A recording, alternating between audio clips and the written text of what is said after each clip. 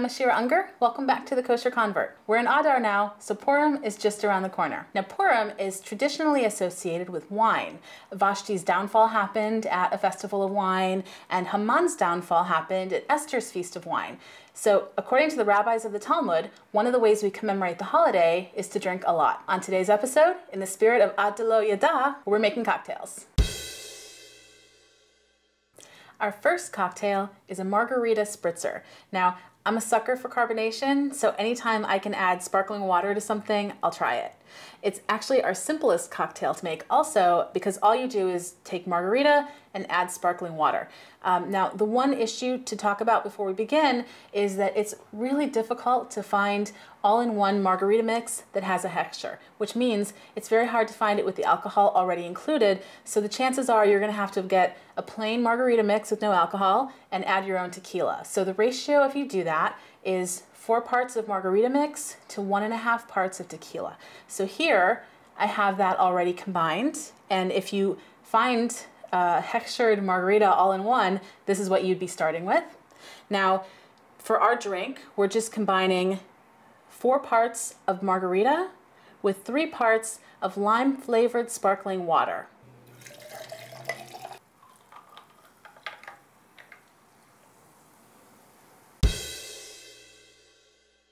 Our next cocktail is a sour apple martini.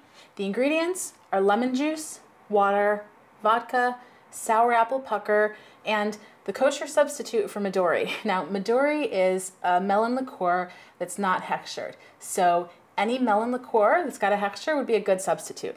All you do is combine everything over ice in a shaker. Okay, so it's 2 parts of vodka,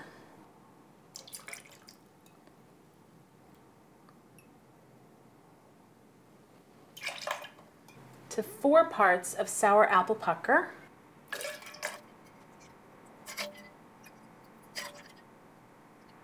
to 1.5 parts of melon liqueur.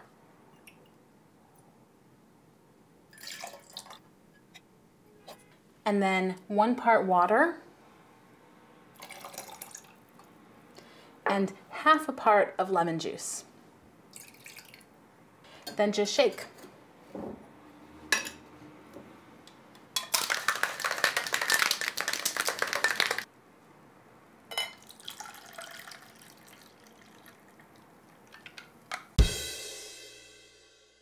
This is probably the most complicated cocktail that we're gonna do. Now, I got this recipe from my friend Shim, so we just call it Shim on the beach, and it actually involves a few different steps, and you actually have to cook something at the stove, which makes it a bit complicated. But the ingredients are vodka, Cointreau, black tea, I use Earl Grey, but you could use whatever you want, water, lemon juice, and then a rosemary simple syrup. A simple syrup is just equal parts of sugar and water. For our example right now, I'm using 1 cup of sugar and 1 cup of water. Now, if I were to try to dissolve all of this sugar into 1 cup of water, it just wouldn't work. I'd end up with water with a lot of sugar on the bottom. That's because water has a certain saturation point. Now, in this example, water is the solvent and the sugar is the solute. So you dissolve a solute in a solvent, but when the solvent hits its point, you can't dissolve anymore.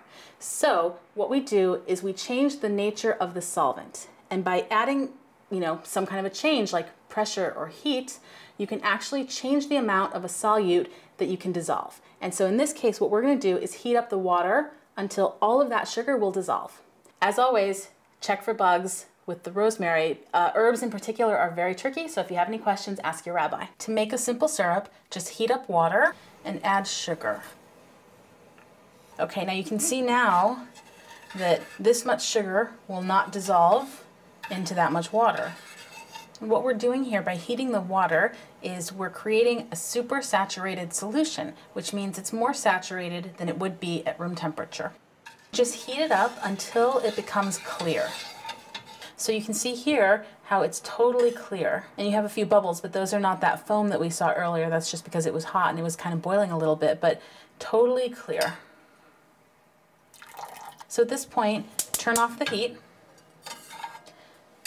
and just add the rosemary and let it sit for 2, 3, 4 hours.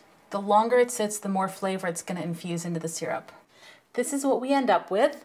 as our rosemary simple syrup. To make the drink, you combine 2 parts of the rosemary simple syrup with 2 parts of lemon juice, 3 parts water, 3 parts of black tea, and 3 parts of vodka.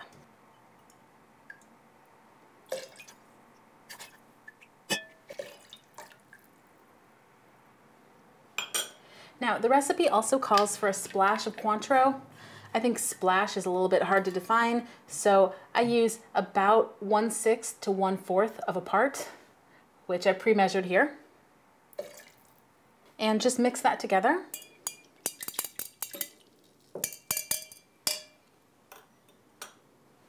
And then serve over ice.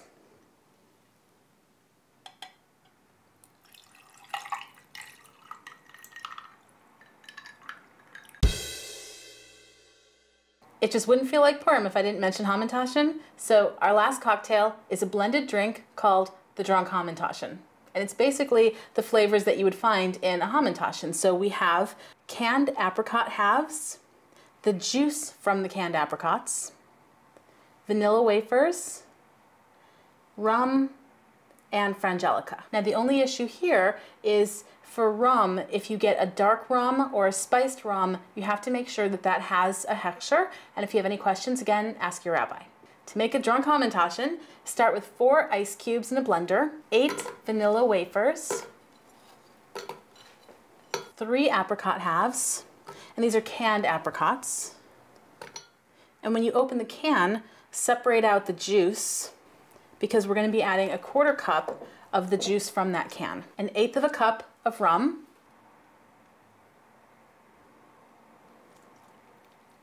and of course you can always add more if you want it to be stronger, and 2 teaspoons of frangelica.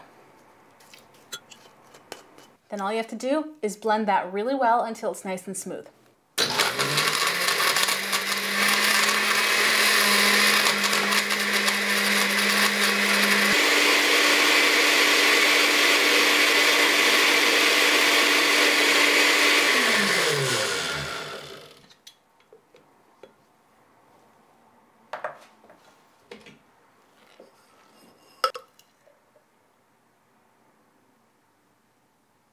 So these are our 4 Purim cocktails. Now Purim is a great festive time, but you don't want to feel terrible the next day. So if you're drinking a lot, make sure that you drink a lot of water while you're drinking.